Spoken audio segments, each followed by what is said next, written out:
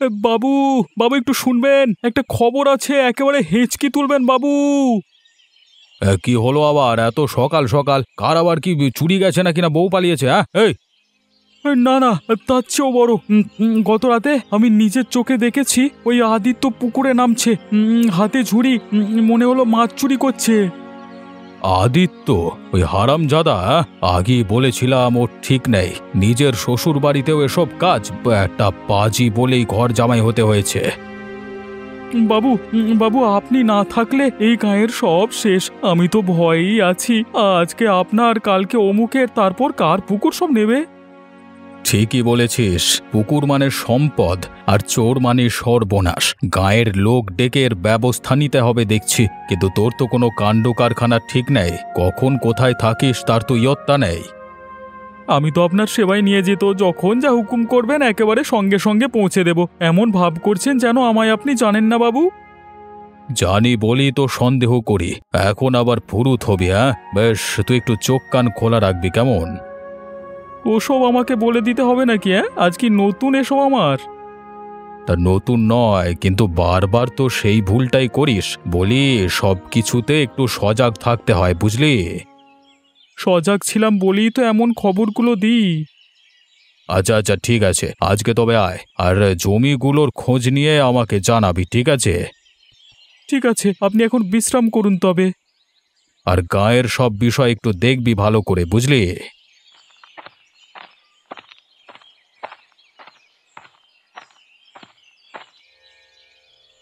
এই যে বাবা আদিত্য, 1 মাস হলো এসেছো, একটু কাম কাজের দিকে কি খোঁজ করেছো? আমি বুড়ো বয়সে আর কি করব বলো। মা, সে তো চাকরিটা হঠাৎ চলে গেল, শহরে থাকা কষ্ট হয়ে যাচ্ছিল, তাই জন্যই না এলাম। ওকে এখন এসব বলে কেন কষ্ট দিচ্ছ? একটু সময় দাও না। সময় দিলে তো খালি ভাত আর জল খেয়ে থাকতে হবে। আমি কি বৃদ্ধ বয়সে এত কিছু করতে পারি রে? আসলে মা, আমার শহরের চাকরিটা যেহেতু বিপদে পড়েছি, এখন ভাবছি গায়ের মাঠে কাজ করব, ধানের জমিতে কিছু ফসল ফলাবো। তুমি কি গায়ের হাল কিষানি করতে পারবে? শহরে জামাই, হাতে কোদাল, লোকে কি যে বলে সেই চিন্তা। মা, এমন করে বলো না তো। আদিত্য চেষ্টা করছে, করতে দাও। আর তাছাড়া এখন করবেই বা কি? আমি ভাবলাম গঞ্জে গিয়ে কিছু একটা ব্যবসা করুক, তাছাড়া শহরের মানুষ এসব ক্ষেত খামারে কাজ কি করতে পারবে? সে বেশ পারবে, হয়তো একটু সমস্যা হবে কিছুদিন। কি করব, ভাগ্যে এমন থাকবে সেটা কে জানতো বলো। দেখ কি ভালো হয় সেটা ভেবেই কাজ করিস। আমার এই বুড়ো বয়সে কি করার আছে আর? শুনেছিস নাকি বুড়ির শহুরে জামাই আদিত্যে নাকি চাকরি বাকরি নেই? আরে গায়ে ভবঘুরে হয়ে ঘুরে বেড়াচ্ছে কিছুদিন। সেই জামাই নিয়ে বুড়ির তেজ দেখেছিস তো? এতদিন তো খুব গল্প শুনতাম, আর লীলার তো তাতে মানে পা তো মাটিতেই পড়তো না, অহংকার। শহর থেকে একেবারে আমাদের এই অজ পাড়া গায়ে, ভাবতো এখন বুড়ি আর লীলা কি বলে বেড়াবে। ওদের কি আর সেই মুখ আছে নাকি? মুখে চুন কালি পড়েছে গো। আমার মতো তো ওই লীলাকে দেখলেই কেমন গা চলে, আর আদিত্য ওই বেটা তো আর মানে মেনা শয়তান একটা। আরে এখন তো ব্যাটাকে এই গাঁয়েই পচতে হবে। আমিও দেখব কিভাবে কি করে। বুড়ির এতদিনের অহংকার চূর্ণ করবার সময় এসেছে। হ্যাঁ, তুমি আর আমি ঠিক থাকলে ওই বেটাকে একটা মজা দেখানো যাবে, কি বলো? হ্যাঁ, সময় আসতে দে, এমন নাকানি চোবানি দেওয়াবো যাতে লীলা আর বুড়ি মা বেটিতে ঝগড়া বেঁধে যায়। তাহলে তো আরো মজা হবে। আমারও খুব শখ ওই মা পেটিতে একটু দ্বন্দ্ব হোক। শোন, তুই আদিত্যকে যেখানেই পাবি টিটকারি দেওয়া শুরু করবি। এতদিন তো আমরা নাকি ভব ঘুরেছিলাম, সে কত কথা, এখন বুঝবে কেমন লাগে। তাহলে আমার সঙ্গে তুমিও একটু বলো, আরো ভালো হবে। একেবারে 2 2 4। আরে আমি তো বলবোই, আমি তো সব চালিয়ে নেব, তুই শুধু ওকে শান্তিতে থাকা বন্ধ করবি। তুমি যখন বলছো তখন কি আর না করতে পারি? দেখো ওকে কিভাবে কি করি।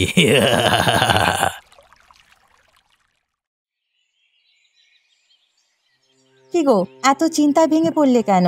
আমারও কিন্তু ভালো লাগছে না। তোমার অমন কষ্ট কি সহ্য করা যায় বলো তো?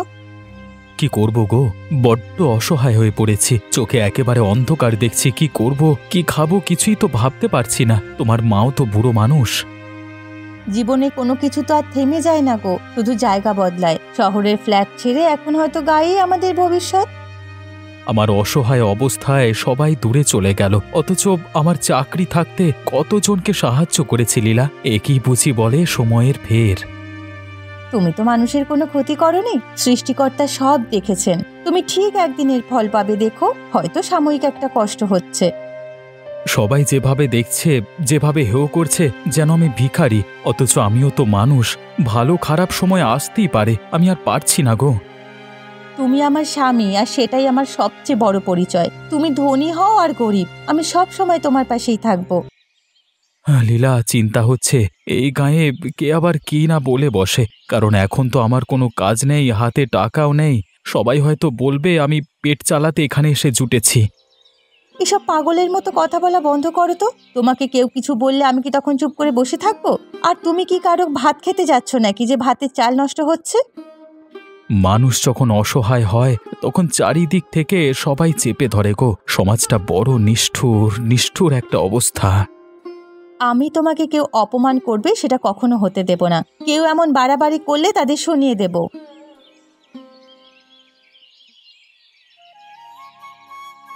তোরা আবার সকাল সকাল এলি কেন রে? কি ষড়যন্ত্র হচ্ছে? বাবু, গায়ের শান্তি আপনার হাতে। একটা কথা না বলে মনে শান্তি আসছিল না, তাই এলাম। হ্যাঁ বাবু, আমিও তাই জন্য ভুবনদার সাথে এসেছি। শুনেছেন নাকি ওই বুড়ির জামাই শহরে সব হারিয়ে গায়ে এসে উঠেছে? কি বলিস কি, তাই নাকি? জানতাম না তো। তা কি করে কি হলো বলতো তোরা। তা তো বোঝা যায় না বাবু, তবে শুনেছি শহরের চাকরি হারানোর পর নাকি বাড়িটাও বিক্রি করে এখন পথে নেমেছে। এমন একটা দেউলিয়া ছেলে এ গায়ে থাকলে কখন যে কি করে বসবে, অমন ছেলেদের এ গায়ে না রাখাই ভালো বাবু। আচ্ছা, তোদের কথা শুনে তো একটা সিদ্ধান্ত নিতেই হবে। বিষয়টা তো হেলা খেলায় ছেড়ে দেওয়া যায় না। কি আর বলবে, যখন এই আদিত্যের চাকরি ছিল তখন লীলার মায়ের কথাবার্তায় যেন আমরা কোথাকার কে, আমাদের দামই দিত না। আর লীলারই কি অহংকার কম ছিল? দিনের পর দিন কত ঢং সহ্য করেছি। আমার বউয়ের কাছে এসে কত বড় বড় লেকচার মারতো। এই নিয়ে আমার সংসারের বউ আমার কত ঝগড়া। ঠিক আছে, তোরা চিন্তা করিস না। আমি ওই ব্যাটাকে এমনি শায়েস্তার ব্যবস্থা করব, আর তোরা শুধু আমার কথা মতো কাজ করবি। তা কি আর নতুন করে বলে দিতে হয় বাবু? আরে আমরা তো আপনার হুকুমের অপেক্ষা করি। আপনি যা বলবেন আমরা প্রস্তুত। আমাদের তো চেনেনি বাবু, আমরা ভালোর ভালো আর মন্দের জন্য কি সেটা না হয় সময় এলেই টের পাবেন। বাবু, তবে আজকে আসি। আর আপনি যা বলেছেন তা আমরা মাথায় রাখলাম। হ্যাঁ।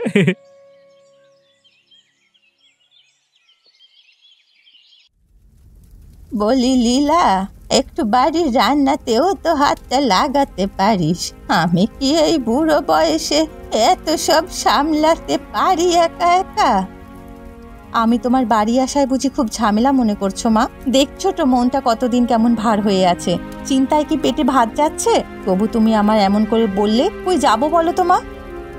বলি, এতদিন শহরে থেকেও কি হাতের কাজটা করা যাবে না? যখনই বলি কোনো না একটা অজুহাত দেখাস। একটু হাতের কাজে লেগেও তো কিছু করা যায়। আমার দিকটাও তো একটু দেখবি নাকি? মা, তুমি কি চাও আমরা এই বাড়ি ছেড়ে চলে যাই? এখন তো আমাদের অসময়, তাই সবাই এমন রাগ দেখাচ্ছে। তোমার জামাই কি কখনো ভেবেছিল এমন হবে আমাদের, যে আমাদের গ্রামে পড়ে থাকতে হবে? এমন পরিস্থিতিতে পড়ে গেছি। আমি তো তোকে এত কিছু বলিনি, তুই কেন এত ভেবে নিচ্ছিস? বলি, মা হয়ে মেয়েকে কি একটু বলাও যাবে না? তুই দেখি শহরে থেকে কেমন হয়ে গেছিস, সেই ছোটবেলার লীলা আর নেই। হ্যাঁ হ্যাঁ মা, মানুষ কি সবসময় ছোট থাকে? সময় বদলায় মা। আমি বরং উঠি, আমার কিছু ভালো লাগছে না মা। বলি ভাতটা তো হয়ে গেছে, খেয়ে দিয়ে যা করিস কর গে। আমি তোদের মা, তোদের তো আর কষ্ট দিতে পারি না। আমার খেতে ভালো লাগছে না মা, আমার কিচ্ছু ভালো লাগছে না। এদিকে গায়ে কে কি বলবে তার এক চিন্তা, ওদিকে তো পাজি বিক্রম আর ভুবন লেগেই রয়েছে। মেয়ের চোখে জল দেখলে মায়ের কষ্ট হয় রে। এই ছোট থেকে কত কষ্ট করে তোকে বড় করেছি, আমি যা বলি মনে নিস না, তোর ভালোর জন্যই বলি। আমার সব অনুভূতি এখন হারিয়ে যেতে বসেছে মা। এখন আমি জ্ঞানহীন পৃথিবীর মতো, শুধু অসহায়ত্ব যে ঝাপটে ধরেছে আমাদের, কি করব কিছুই কুল পাচ্ছি না এখন। শোন লীলা, বিপদ জীবনে আসে, কিন্তু বিপদে ভেঙে পড়লে তো হবে না।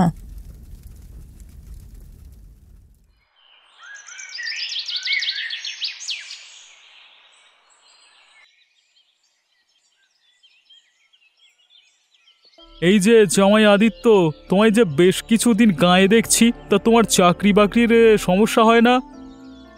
মানে আমি তো আসলে একটু তুমিও যে কি বলো না ভুবনদা, চাকরি থাকলে তো চাকরি করবে। এখন এসে শাশুড়ির ওপর জুটেছে, আরামে খাওয়া পাচ্ছে, এমন জায়গা কেউ ছাড়তে চায়? দেখুন, আমার চাকরিটা হঠাৎ চলে গেছে ঠিকই, কিন্তু আমি আমার শাশুড়ির ওপর বসে খেতে এখানে আসিনি। তো কি করতে এসেছো শুনি? তোমাদের এই বড় দোষ। সত্যিকে সত্যি বলো না, আগে তো যখন চাকরি ছিল তখন তো তোমাদের মাটিতে পাই পড়তো না। আমি কখনো এমন ছিলাম না, আমি খুব সাধারণ মানুষ। নেহাত খারাপ একটা কারণে আজকে বেকার, তবে আমি ধান্দাবাজ নই। তোমাদের শহরে লোকেদের এই বড় জ্বালা, কোনো কথা মেনে নাও না, শুধু নিজেদের মতো করে বলো যত সব। এই রাখ না বিক্রম, আগে তো অনেক টাকা আয় হতো, এজন্য সেই আগেকার রেস ধরে চলো, ওসব আর এখন কেউ পাত্তা দেয় না। আমি আসলে কটা দিন আশ্রয় নিতেই এখানে এসেছি, তাছাড়া আমি তো সব কাজ পারিও না, তাই এখানে আমার সময় লেগে যাচ্ছে। ও তুমি যতই বলো, আমরা সব বুঝি। আমরা বাপু এমন পরের উপর বোঝা হতাম না ভাই।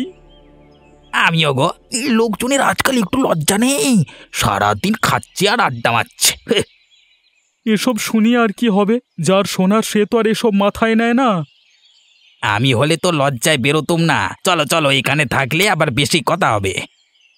হ্যাঁ, ভালো কথা বললে তো আর মানুষ শুনবে না, আমরা তো আর কারোর খারাপের জন্য বলি না।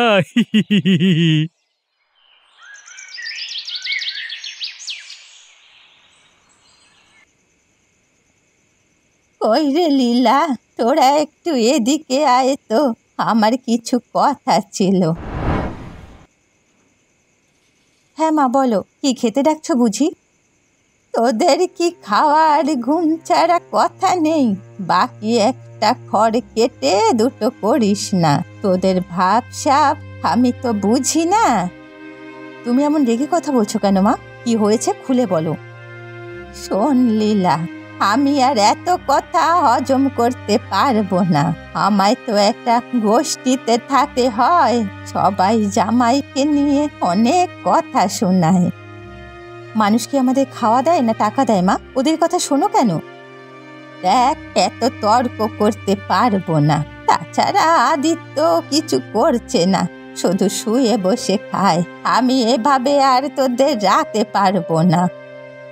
মা, আপনি যদি আমাদের এই দুর্যোগময় রাতে তাড়িয়ে দিতে চান, তবে আমাদের যেতেই হবে। মা, আজ আমরা বিপদে পড়েই গায়ে এসেছি, কেউ কি শখে পড়ে গায়ে থাকতে আসে? তোরা বাড়ি ছেড়ে আমায় একটু রক্ষা কর, আমার এ বয়সে এত কথা শুনতে আর ভালো লাগবে না। হ্যাঁ মা, আমরা আজই চলে যাব, তবে নিজের মেয়ের সঙ্গে এমন ব্যবহার যে তুমি করতে পারো সেটা তুমি নিজেই দেখালে। লীলা, তুমি ঠিকই বলেছ, আমরা বরং বাইরেই কোথাও যাই। হয়তো মাকে অনেক অপমানিত হতে হচ্ছে, আমি চাই না আমার জন্য মাকে অপমানিত হতে হোক। থাক মা, আমরা চলে যাচ্ছি। এতদিন তো তোমার বোঝা হয়েছিলাম, আজ থেকে বোঝা কমে গেল তোমার, এখন যা ইচ্ছে করতে পারো।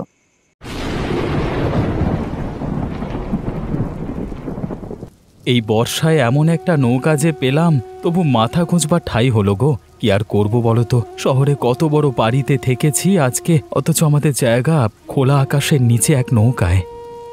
নৌকাটা তো এমনিই পড়েছিল, তবু একটু থাকবার ব্যবস্থা হলো। তাছাড়া আর কত? তোমায় নিয়ে চিন্তা করতে করতে আমি রোগা হয়ে যাচ্ছি। এসব কষ্টের কথা বাদ দাও, আমাদের আপাতত এখানেই থাকতে হবে। আমাদের কেউ দেখতে পায় না বুঝলে, অথচ মানুষদের মতো আমরা মানুষই ভাবি, বিপদের পাশে দাঁড়াই। এসব বলে লাভ নেই, সবার কোনো না কোনো সুযোগ আছে, তেমনি আমারও। নৌকায় রান্না করব কিভাবে গো? আমায় একটু দেখিয়ে দেবে? কেন, ওই যে চুলা আর মাটির পাতিল দেখছি, কদিন আপাতত আলু আর ভাত দিয়ে চালাতে হবে গো। যদি বেতন পাই তাহলে তো সব পরিবর্তন করব। এই নৌকায় আমাদের পরিবার, এখন সব করতে হবে না, ধীরে ধীরে কি কি প্রয়োজনীয় জিনিসপত্র লাগবে নিয়ে নেব। সবার থেকে দূরে আর নিরিবিলি অঞ্চল এলাকায় থাকতে ভালোই লাগবে, আর কারো কথাও শুনতে হবে না। এবার বর্ষায় মাছও ধরবো, যাত্রী পারাপার করব, এই নদীকেই বানাবো আমাদের সব। হ্যাঁ, এভাবেই কিছুতে একটা কাজ করতে পারবো। তাছাড়া একই কথা কত শুনবো, আর আমাদের এখানেই সব হয়ে যাবে।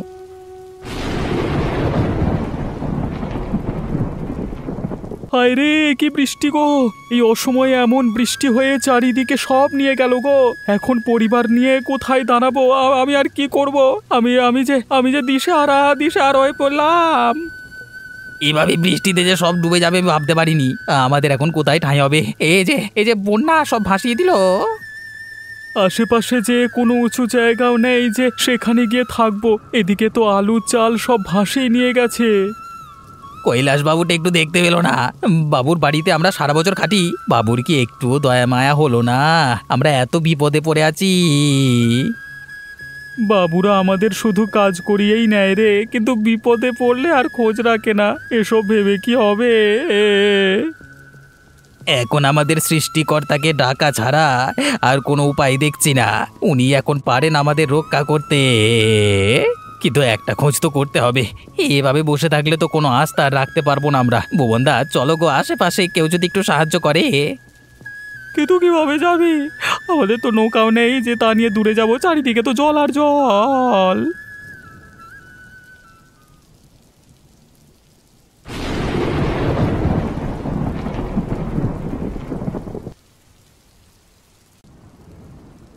কদিন যে বৃষ্টি হলো, শুনছি গাটা প্রায় ডুবে গেছে। আমার তো বেশ খারাপ লাগছে। খারাপ লেগেই বা লাভটা কি? গায়ে তো আর আমাদের তেমন মূল্য নেই, আর আমাদের তো তেমন সামর্থ্য নেই যে সবাইকে সাহায্য করব। শুনলাম বিক্রম আর ভুবনদার বাড়ি নাকি নদীতে চলে গেছে। বেচারারা কদিন না খেয়ে পড়ে আছে। এইসব আবার কোথায় শুনলে তুমি? আমি তো এসব শুনিনি। আমি তো একটু বাইরে বের হই, তুমি তো নৌকার বাইরে বের হও না, তাই হয়তো জানতে পারো না। বাইরে গেলেই শুনতে পাবে সব। কি জানি মাটা যে কেমন আছে, গ্রামে তো আর যাওয়া হয়নি। মায়ের জন্য কেমন করছে গো মনটা। এক কাজ করি, আমার নৌকাটা নিয়ে গিয়ে গাঁয়ের দিকে যাই, যে দেখি কে কেমন আছে। আমারও মনটা কেমন যেন করছে ওদের সবার জন্য। তুমি তো সব কথাই চিন্তা করো, কিন্তু কদিন আগে সবাই তোমাকে কত কথা শোনালো। সে শোনাক, বিপদে এসব মনে রাখতে নাই গো। আমরা তো আর সবার মতো না, আমাদের সবার পাশে দাঁড়ানো উচিত। তবে কখন যাবে? নৌকা নিয়ে যাওয়া যাবে তো? আর গায়ের বেশিরভাগটাই তো জলের নিচে চলে গেছে, এখন নৌকাতেই যেতে হবে। আর কেউ বিপদে থাকলে তাদের নৌকায় নিতে পারবো, তা খুব ভালো হবে। তাহলে সেটাই করি, কিন্তু আমাদের তো ওদেরকে খাওয়ানোর মতো অত সামর্থ্য নেই গো। কিভাবে ওদের সাহায্য করব? ও তুমি চিন্তা করো না, এসব ব্যবস্থা আমি করব। প্রয়োজনে নদীতে মাছ ধরবো, আর তা বিক্রি করে সবার একটা ব্যবস্থা করব। শহরে থাকতে কত মানুষকে যে সাহায্য করেছি। ঠিক আছে, আগে আমরা ওদের দেখতে যাই, কে কেমন আছে তা দেখে ব্যবস্থা নেওয়া যাবে। হ্যাঁ, সেটাই ভালো হবে। বেশি দেরি করলে আবার রাত হয়ে যাবে, রাতের অন্ধকারে সবাই আবার বড় বিপদে পড়বে। তাহলে তুমি এখন নৌকাটা গায়ের দিকে মাথাটা ঘুরিয়ে নিয়ে চালানো শুরু করো, আমাদের একটু আগেই যাওয়া ভালো।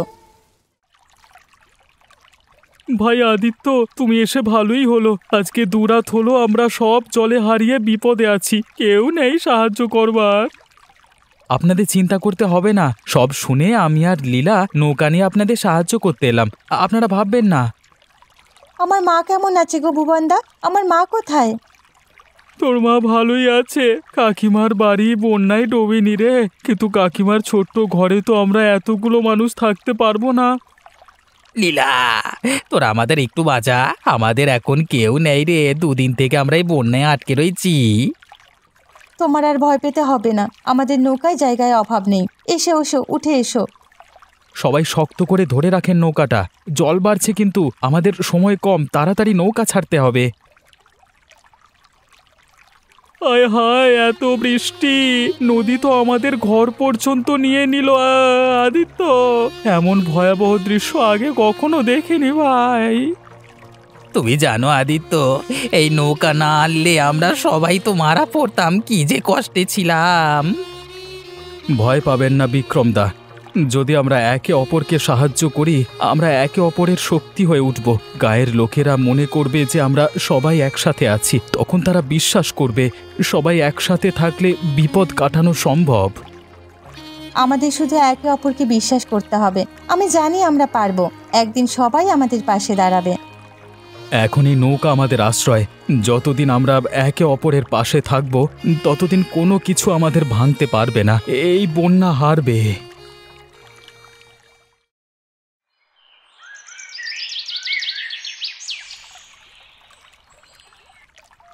তোমরা পাশে ছিলে বলে আমরা আজকে রক্ষা পেলাম। সৃষ্টিকর্তা তোমাদের ভালো করুক।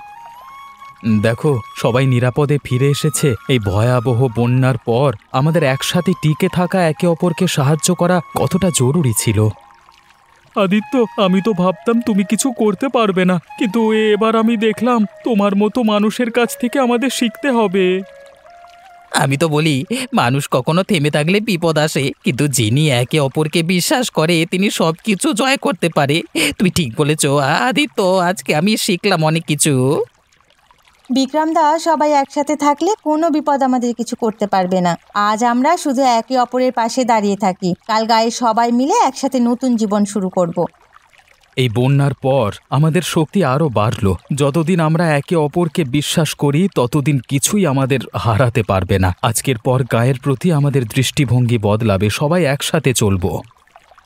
ভাই আদিত্য, আমি তোমাকে নিয়ে অনেক কিছু বলতাম, সেসব ভুলে যাও। আমি বড্ড অন্যায় করেছি গো। আমিও অনেক অপমান করেছি তোমাকে। আমরা আসলে যে অবিচার করেছি তা ক্ষমার অযোগ্য। তুমি আমাদের আজ সব শিখিয়ে দিলে যে কিভাবে বিপদে পাশে থাকতে হয়। এসব আর ভাববেন না, আমি কিচ্ছু মনে করিনি, আমিও তখন বেকার ছিলাম। আমাদের গায়ে এই ঝগড়া আর কোন্দল লাগতো ওই কৈলাসবাবু। আমরা গরিব হওয়ায় উনি সবাইকে ব্যবহার করতেন। হ্যাঁ, এখন থেকে আমরা অন্যায়ের প্রতিবাদ করব। অন্যায়কে প্রশ্রয় দিলে তা বাড়বে।